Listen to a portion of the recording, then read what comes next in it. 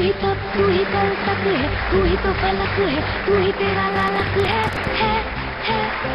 इस पल में जियो, वक्त को जाने ना दो, अब दिल तेरी शान की पहचान हो, कुछ ऐसा करेगा ना कि जाना देगा ये जमाना तेरा नाम।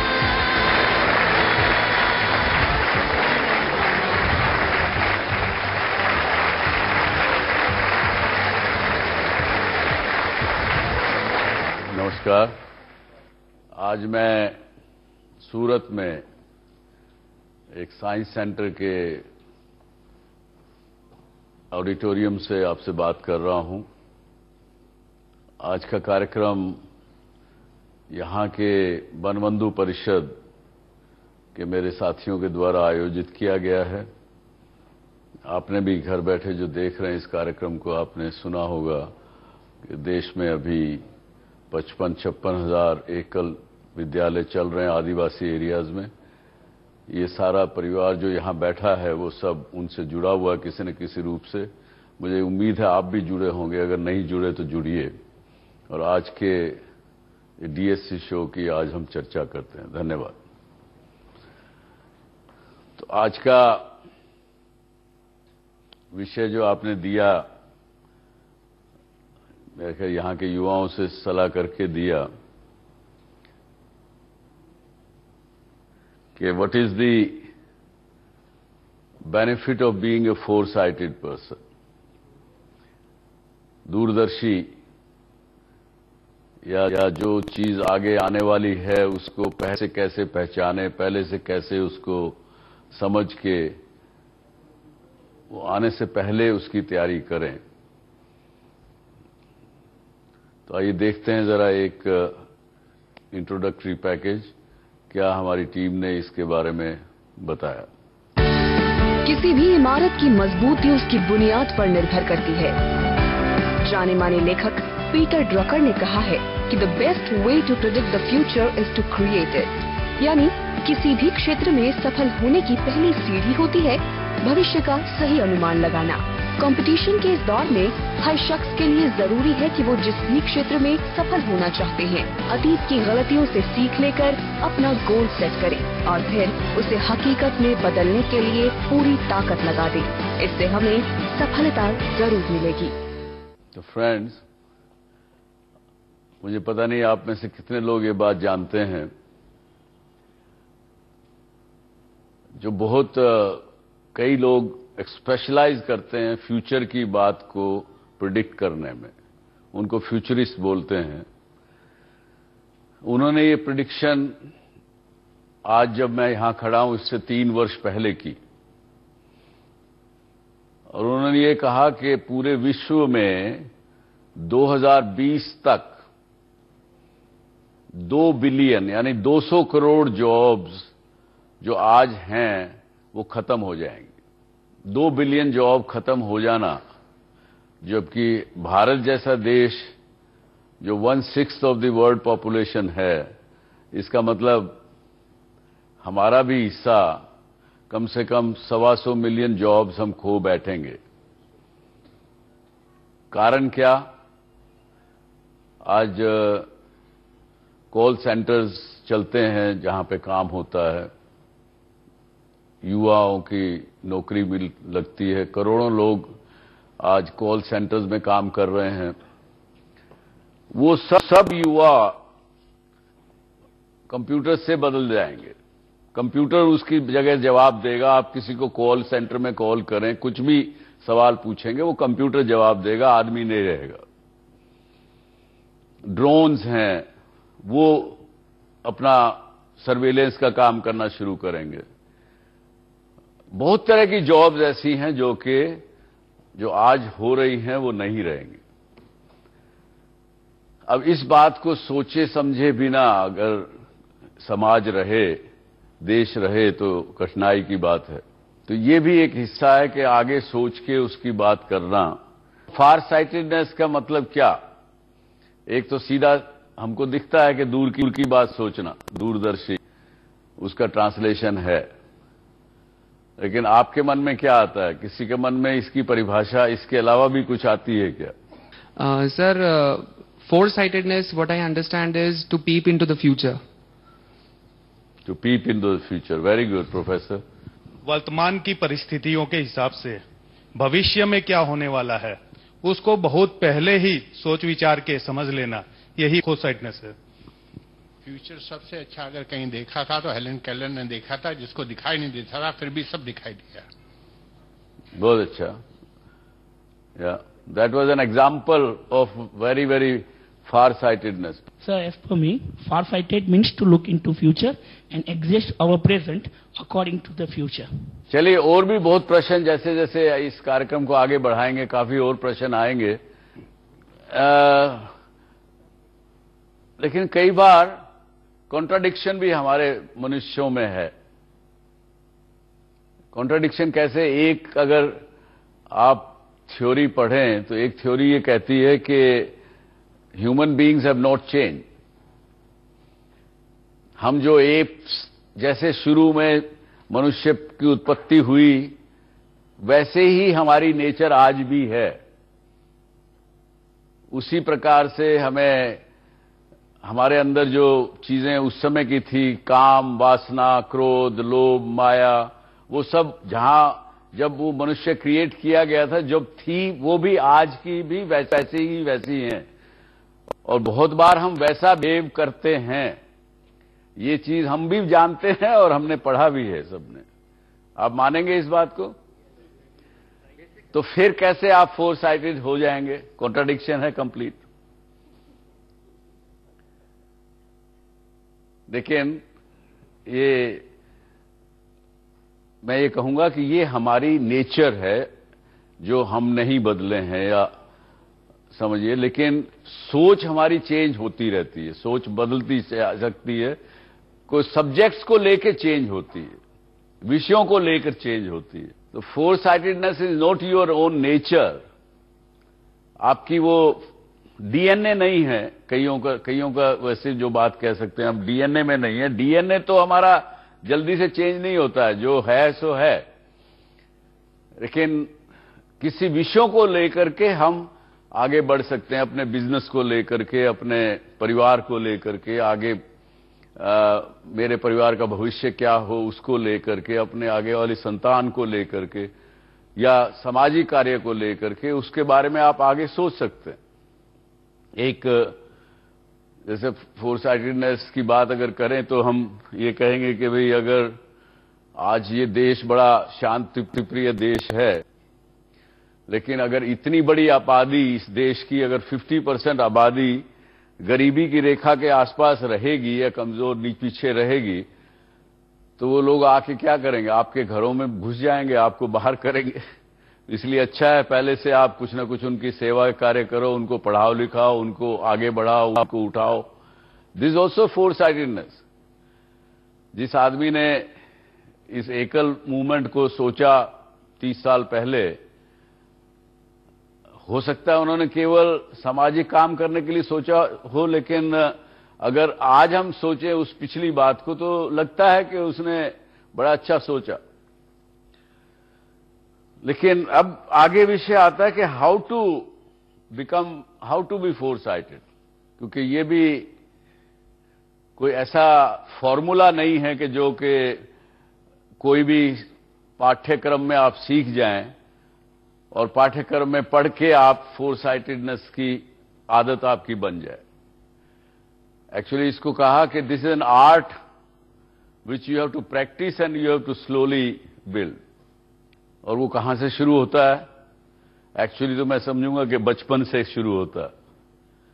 जब बच्चा कुछ 7, 8, 10, 12 वर्ष का होता है या लड़की होती है, वो देखते हैं अपने पेरेंट्स को, बुजुर्गों को देखते हैं, कन्फ्लिक्ट मैनेजमेंट करते हुए दिन भर देखते हैं। किसी न किसी को कहा, बुरा सुना, कहा हो गया, कहा सुनी हो गई। अपने बाप दादा को हमने बचपन से देखा है कि वो किस प्रकार से कन्फ्लिक्ट का रेजोल्यूशन करते थे, किस प्रकार से स्थितियों को हैंडल करते थे। Anticipating change is in any case A practice for success also. Business की स्थितियों में चेंजेस आएंगे। लोगों की थिंकिंग में चेंज आए ना आए या लोग बदले ना बदलें, लेकिन बिजनेस की परिस्थितियों में चेंजेस आएंगे। उसको पहले से एंटिसिपेट करना, और एंटिसिपेट करना कैसे एंटिसिपेट करेंगे? यदि आप क्वेश्चन करना शुरू करेंगे। मैंने आजकल खासकर युवाओं को देखा है, वो क्वेश्चन करना बंद कर दिया उन्होंने। चलो सुभाष जी ने कहा है तो इसलिए मान लेते हैं, क्वेश्चन नहीं करना। वो एक गलत चीज है। जैसे अगर क्वेश्चन करना नहीं सीखेंगे तो आप अपना फ्यूचर में चेंज एंटिसिपेट नहीं कर पाएंगे। और दूसरी एक चीज और भी कारण हो सकता है जिससे आप फोरसाइटेडनेस करें, आसपास समस्याओं को देखना शुरू करें। कहां क्या प्रॉब्लम्स चल रही हैं, लोग किस प्रॉब्लम में फेस कर रहे हैं, उसका कोई सोल्यूशन ढूंढ सकता हूं क्या मैं? उसका कोई सोल्यूशन सोच सकता हूं क्या? उस सोल्यूशन को सोच के कोई प्रोडक्ट उनको दे सकता हूं क्या, जो मेरा बिजनेस भी बढ़ेगा और लोगों की समस्या भी हल होगी। आज के युग में खासकर एप्स का जमाना है। बहुत सी एप्स कंप्यूटर पे, इंटरनेट पे आती हैं, महीना 2 महीना चलती हैं, खत्म हो जाती हैं। और आप देखेंगे जितने भी अगर 100 ऐप सक्सेसफुल हुई हैं, उनको देखें, चाहे वो उबर हो, चाहे ई कॉमर्स की चीजें हों, चाहे कोई भी हो, उनकी अगर एनालाइज करेंगे तो हर एक चीज ने कोई ना कोई समस्या का हल ढूंढा। पब्लिक की, कंज्यूमर की समस्या को हल ढूंढ के उसका सोल्यूशन दिया, तभी वो कामयाब हुए। So look at problems around you और spot problems around you, then you will certainly be able to think for future in your business terms. चलिए हम लेते हैं एक छोटा सा ब्रेक, उसके बाद आएंगे, इस पर चर्चा करेंगे वापस।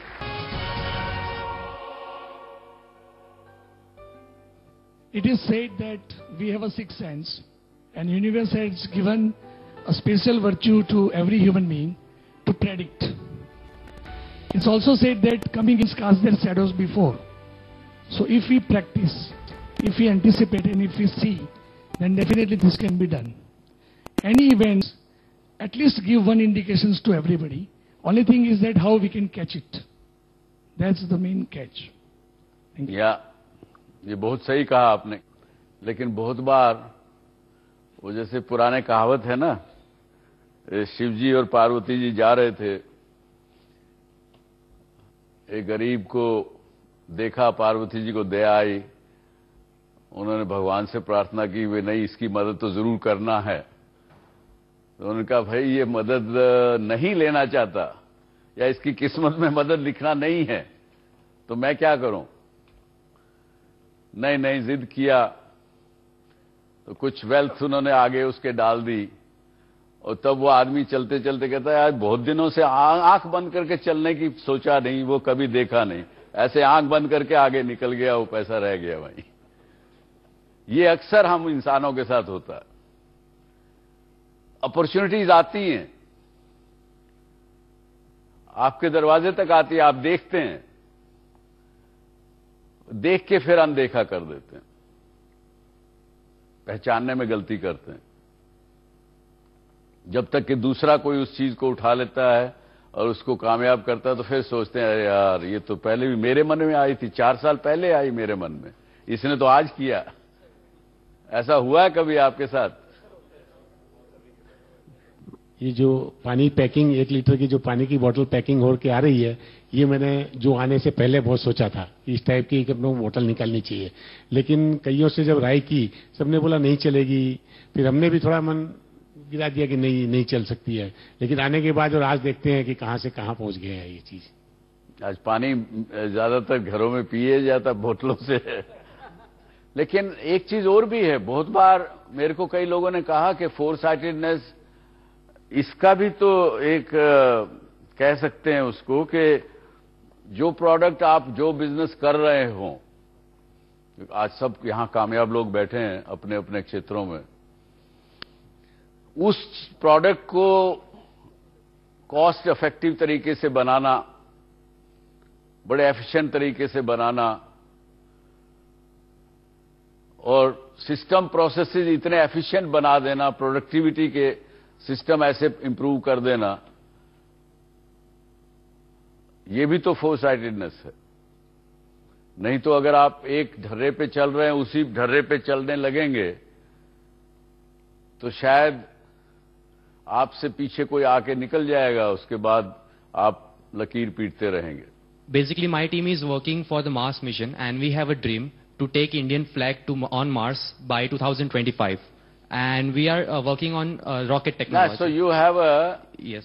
You have a dream to take the Indian flag on the Mars. Yes. Very good. And we are the only startup from the country who are working for such missions, private startup. And I just want to say a few lines that I remember at this moment.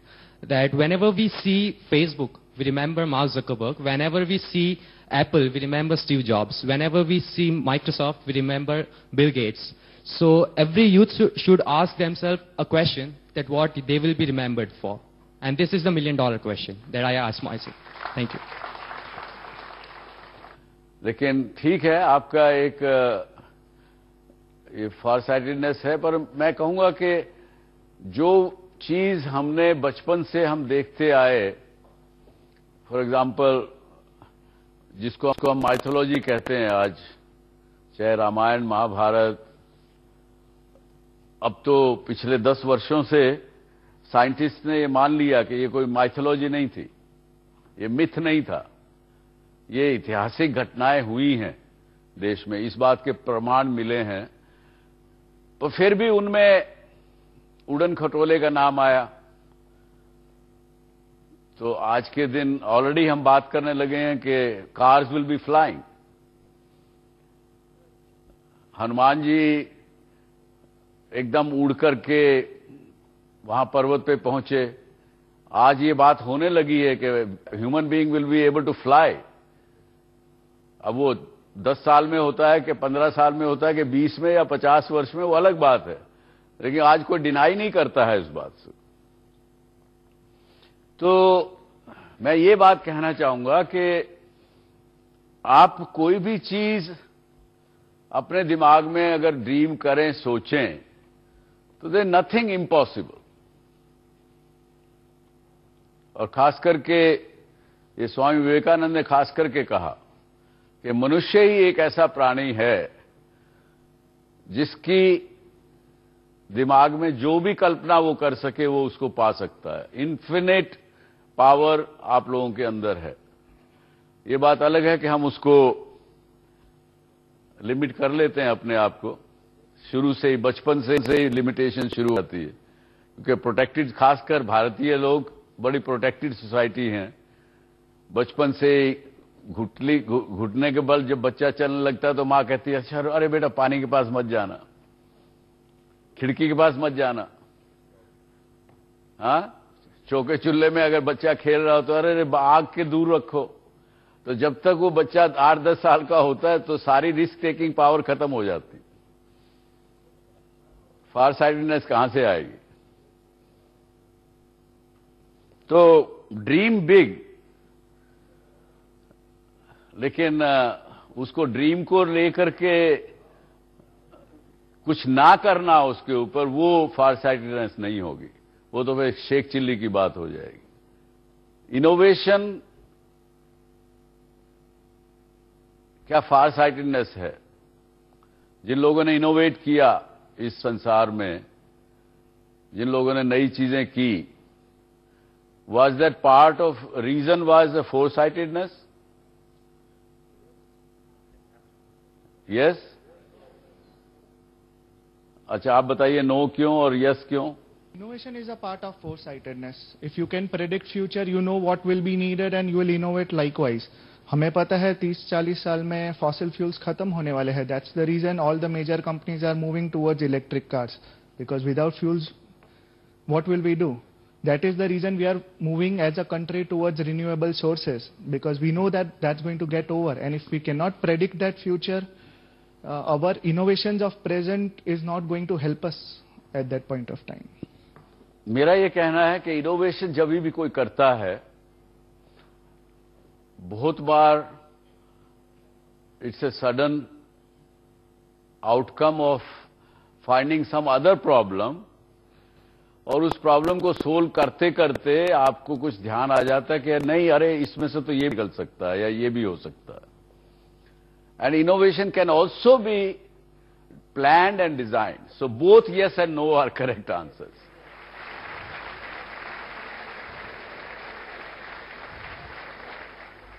चलिए हम लेते हैं एक छोटा सा break, उसके बाद आएंगे, इस पर चर्चा करेंगे वापस। बने रहिए मेरे साथ।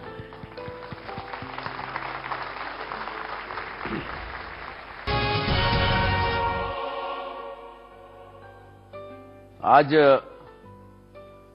इनोवेशन की बात पे हमने की, जैसे इनोवेशन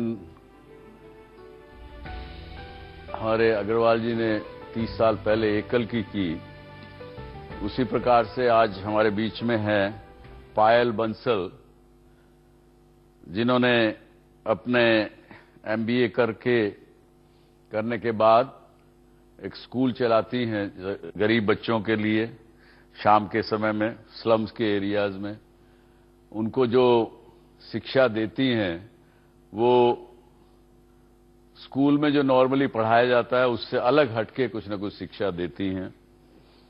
और उनको जब पेरेंट्स, उनके स्लम एरिया के बच्चे अगर पेरेंट्स नहीं भेजते हैं तो भी उनको जाके परस्यू करती हैं कि नहीं, बच्चों को भेजिए। और आज वो बच्चे बहुत एंजॉय कर रहे हैं उनकी कंपनी में। तो स्वागत करिए तालियों के साथ पायल बंसल का।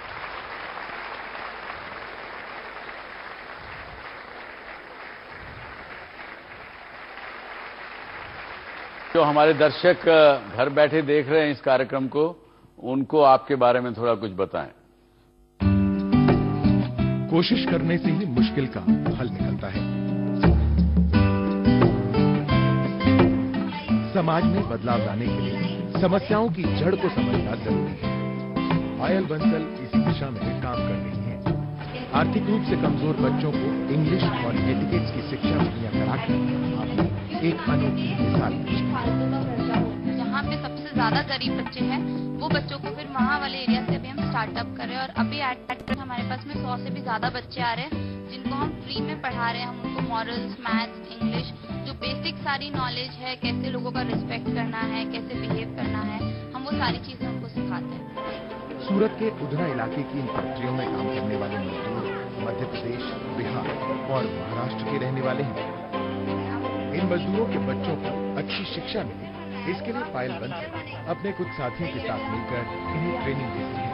आपकी इस मुहिम का ही असर है कि आज करीब 150 बच्चे आपकी ट्रेनिंग से अपनी जिंदगी संवार रहे हैं। समाज और देश को बदलने का आपका ये नजरिया दूसरे लोगों से जुदा है। यही वजह है कि ये बच्चे आपको अपना आदर्श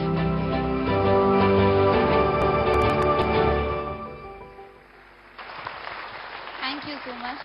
कब शुरू किया आपने ये जो प्रोजेक्ट है वो स्टार्ट किया था करीबन 1 साल पहले।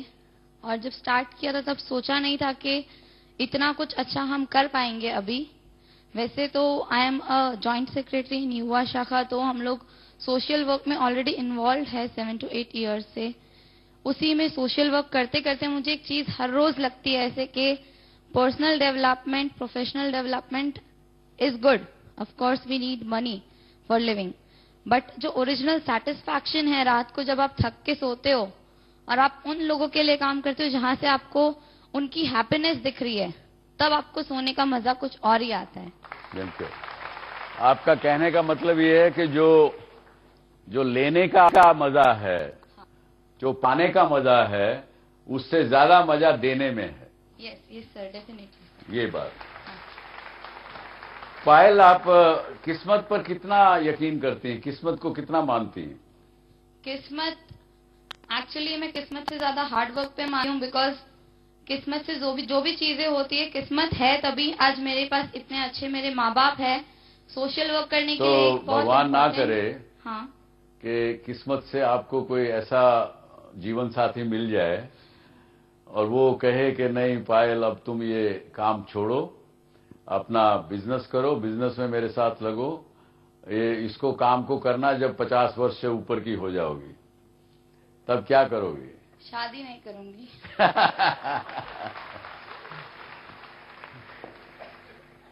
वाह, तो आप इसको नहीं छोड़ेंगे, शादी नहीं करेंगे। Very good. मेरे दर्शक घर बैठे हुए देख रहे हैं, उस कैमरा में देख के उनको कहिए, क्या उनको संदेश देना चाहेंगे आप? मैं आप सभी को यही संदेश देना चाहती हूँ कि प्रोफेशनल डेवलपमेंट सब करते हैं। आज का जो यूथ है, यूथ में एक बेस्ट चीज ये होती है कि हम जो भी काम करते हैं वो हम 100% डेडिकेशन के साथ करते हैं। अगर कितना भी मुश्किल काम हो, फर्स्ट टाइम कर रहे हो, पर हमें ये रहता है कि हमारा काम अच्छे से पूरा 100% एफिशिएंसी के साथ फिनिश होना चाहिए। प्रोफेशनल डेवलपमेंट के साथ साथ सभी सोशल डेवलपमेंट में भी इक्वली फोकस करें। This is my message to all. Yes, just one more thing. It's all about teamwork. Teamwork के बिना कभी कुछ नहीं होता.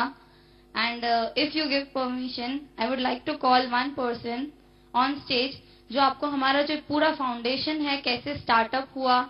आस्था ma'am, please come. Welcome Aastha. Good afternoon all. मैं Aastha Kanodia. Good afternoon sir, you too. ये फाउंडेशन हमारा स्टार्ट हुआ था, हमने स्टार्ट किया था BRTS से, जहां पर ब्रिज का कंस्ट्रक्शन होता है उधना मगदला रोड पे। वहां पर बहुत सारे बच्चे थे जो यूं ही बस घूमते रहते थे।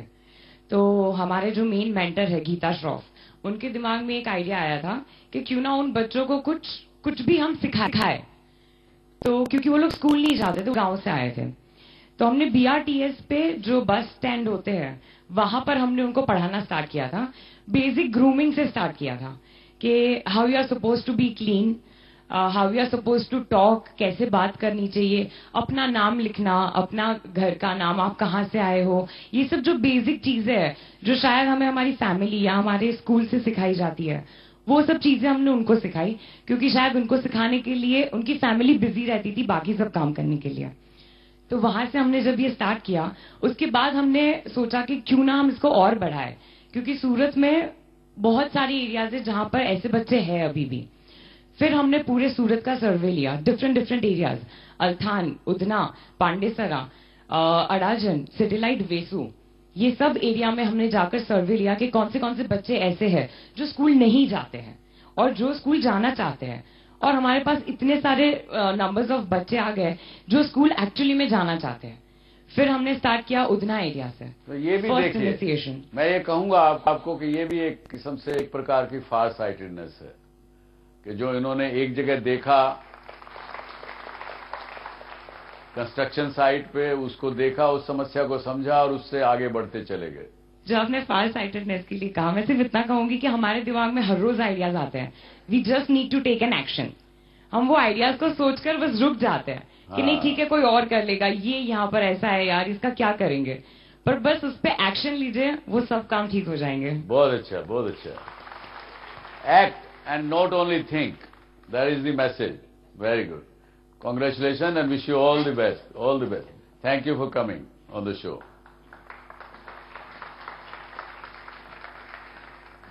तो ये देखिए कैसे इन बच्चियों ने, इन लड़कियों ने समस्या को समझा, पहचाना और उसका हल ढूंढ निकाला। Come back. अब मैं आपको एक ऐसे दूसरे मोटिवेटर से मिलाना चाहता हूं जिन्होंने ऐसी एक और दूसरी तरह की समस्या को पहचाना और उस समस्या को पहचान करके उसका हल निकाल दिया और वो आगे उसको बिजनेस के रूप में आगे बढ़ाए जा रहे हैं। मैं बुलाना चाह रहा हूं संदीप जी पटेल। जरा जोरदार तालियों से स्वागत करिए संदीप पटेल जी। संदीप जी जरा बताइए आप विस्तार से क्या करते हैं, कैसे रिसाइकलिंग का क्या करते हैं, बताइए।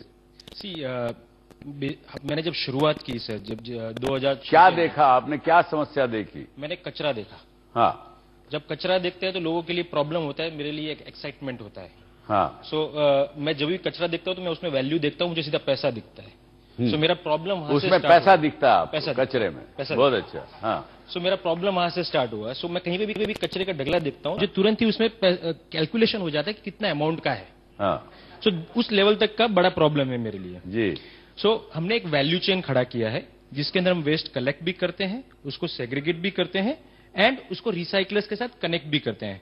तो एसेंशियली अपने यहाँ पे जो स्वच्छ भारत का जो बिगेस्ट चैलेंज ये है कि कचरा सेग्रीगेट नहीं होता है।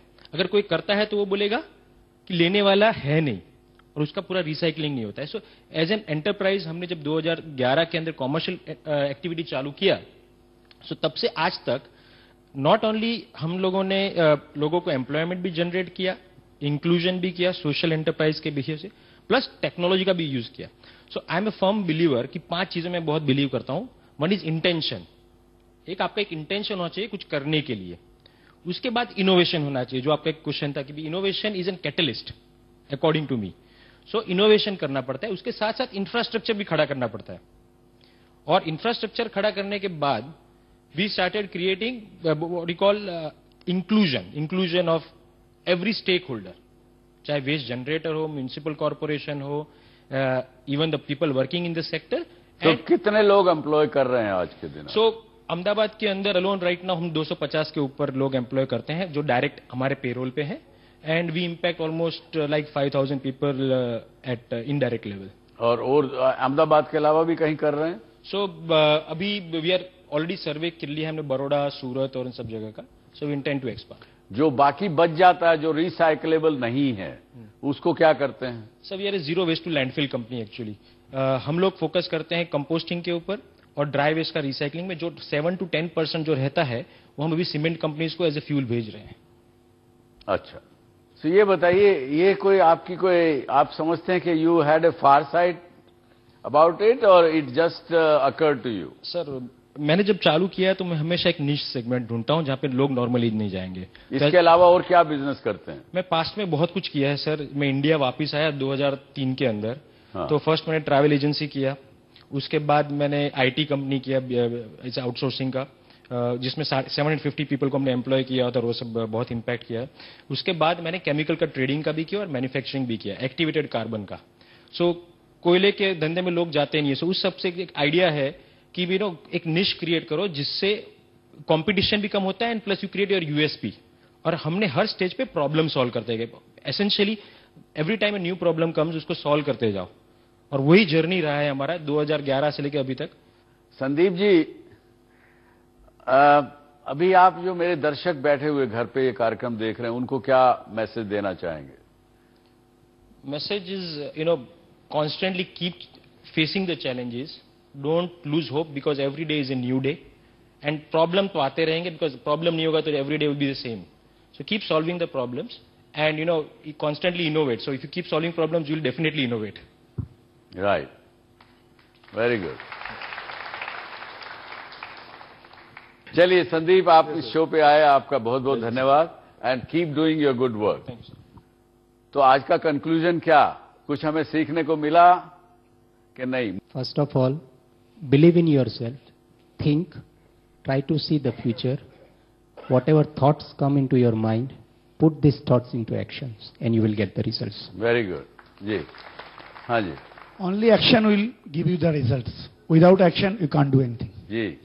आज के शो से काफी चीज जो रिकलेक्ट हुई, think big, think ahead and ideas are nobody's monopoly. और जो भी चीज है, preventing anticipations and future problems and you have to create thoughts and after creation do actions as faster as possible. बिल्कुल। Problem is usually a very negative word, आपने इसको भी positive बना दिया है। आपने कहा कि आइडेंटिफाई प्रॉब्लम, और प्रॉब्लम में ही आपको फोरसाइटेडनेस मिलेगी। तो that's a beautiful thing, changing negativity into positivity. Thank you. Very good. Change is inevitable और टेक्नोलॉजी के कारण चेंज बहुत फास्ट हो रहा है, हर क्षेत्र में फास्ट हो रहा है। यदि हम फारसाइटेडनेस रखेंगे तो हम इस चेंज के साथ अच्छा कोप अप कर पाएंगे। ये मैं समझता हूं कि आज का धन्यवाद। धन्यवाद। तो मैं आज ये कहना चाहूंगा आप सबसे कि दो change is constant but human beings don't change easily. We don't want to change. At the same time, look into problems and you will find opportunities in them. Tisra, start asking questions that will take you towards being a far-sighted person. These are few of the learnings I think we had today. With this, you had been a wonderful audience, and thank you very much, and see you next week. Thank you. Doctor Subhash Chandra show मध्ये भाग घेण्यासाठी dsc@zmedia.slgroup.com वर mail करा किंवा आम्हाला SMS करा. DSC space आपला प्रश्न आणि पाठवा 57575 वर.